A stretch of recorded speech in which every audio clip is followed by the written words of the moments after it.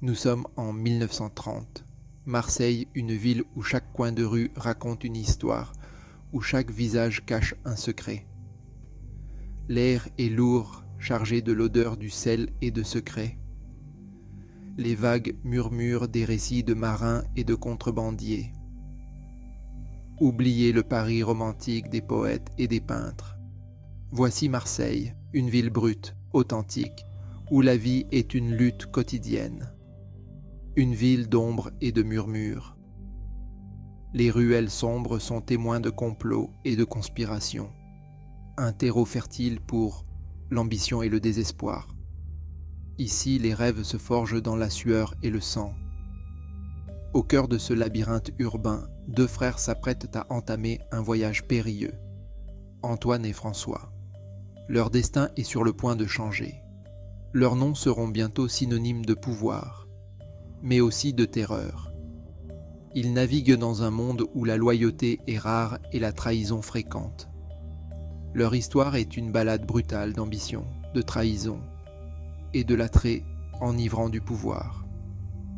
Ils commencent petits, des larcins, des vols à la tire dans les marchés bondés, du marché noir dans le chaos de la France d'après-guerre. Ils exploitent la confusion et la misère pour gravir les échelons. Mais leur fin grandit avec chaque pari risqué, chaque transaction louche. Ils deviennent plus audacieux, plus impitoyables. Ils veulent plus que la simple survie. Ils veulent dominer, imposer leurs lois. Ils ont soif de contrôle. Leur ascension sera marquée par des alliances fragiles et des rivalités mortelles. Marseille ne sera plus jamais la même. Les frères Guérini comprennent la rue. Ils ont grandi dans les ruelles sombres de Marseille, où chaque coin raconte une histoire de survie et de ruse. Ils parlent le langage de la violence et de la loyauté. Ils tissent un réseau complexe où chaque membre joue un rôle crucial. Une fraternité de parias et d'opportunistes, tous liés par la promesse de la richesse et le point de fer de la peur. Leur influence s'étend dans les coins les plus sombres de la ville, où la loi ne pénètre pas. On leur offre une échappatoire à la misère.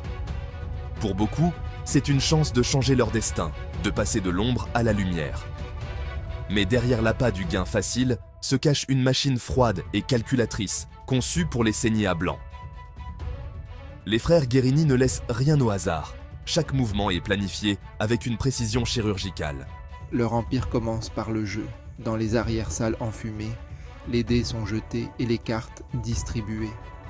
Casino clandestin, jeux truqués, hommes de main impitoyables. Chaque soirée est une danse dangereuse entre chance et trahison. À mesure que leur fortune s'accroît, leur influence grandit. Ils ne se contentent pas de l'argent, ils veulent le pouvoir, le contrôle total.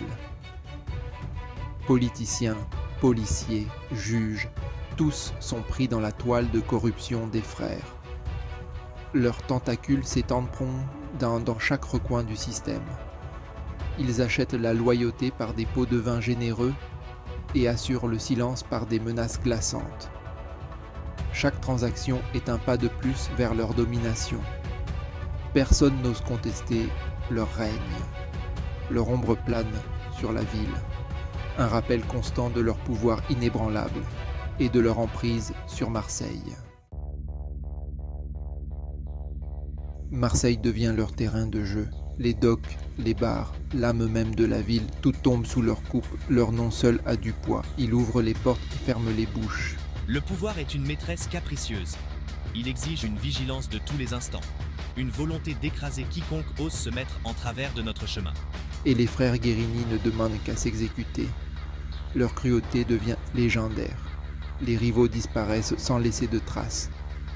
Des informateurs trouvent une fin prématurée. Les rues de Marseille sont rouges du sang de ceux qui ont osé défier les frères. Les habitants de Marseille vivent sous l'emprise de la peur. Ils parlent des frères à voix basse. Ils voient les conséquences de la défiance. Ils savent que le silence est le prix de la survie. L'emprise des frères sur la ville se resserre. Ils contrôlent la circulation des marchandises, manipulent les prix et écrasent toute concurrence. Ils deviennent intouchables, leur empire apparemment invincible. Mais au sein de leur forteresse de pouvoir, des fissures commencent à apparaître.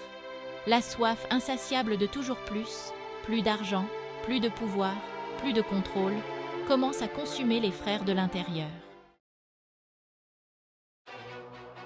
5e partie, le prix du pouvoir. La paranoïa s'installe. La méfiance s'immisce entre Antoine et François.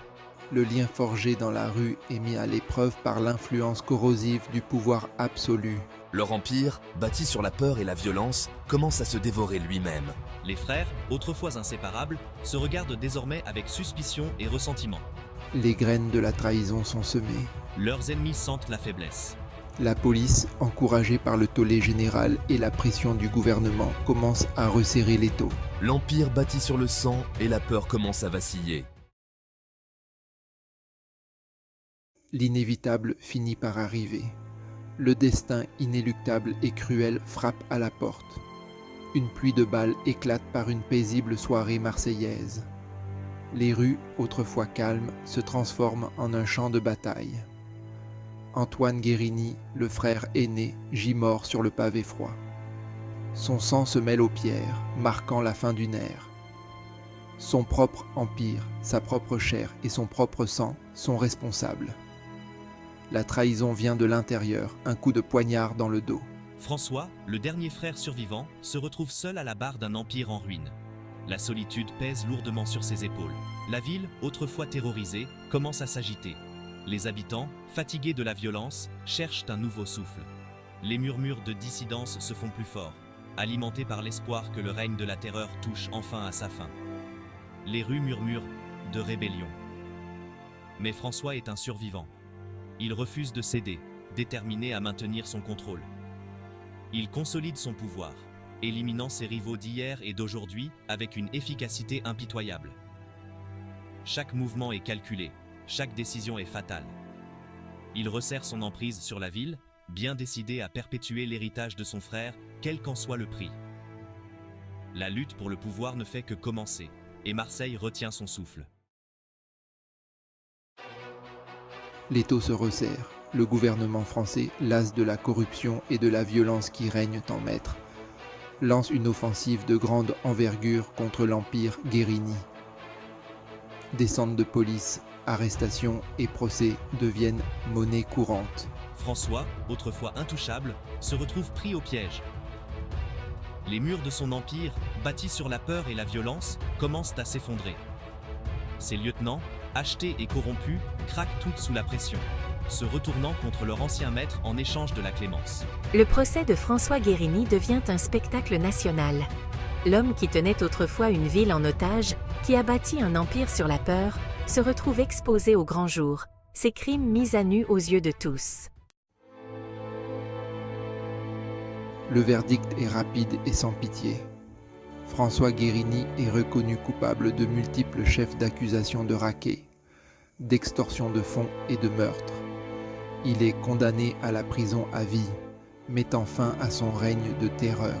L'empire Guérini, autrefois une force apparemment invincible, est démantelé morceau par morceau. Les casinos sont fermés, les fonctionnaires corrompus destitués, l'emprise de la peur qui tenait Marseille captive depuis si longtemps enfin brisée.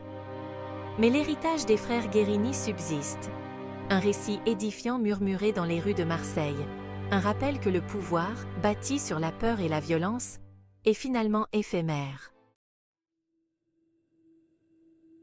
L'histoire des frères Guérini nous rappelle brutalement la nature séduisante du pouvoir et les conséquences dévastatrices d'une ambition démesurée.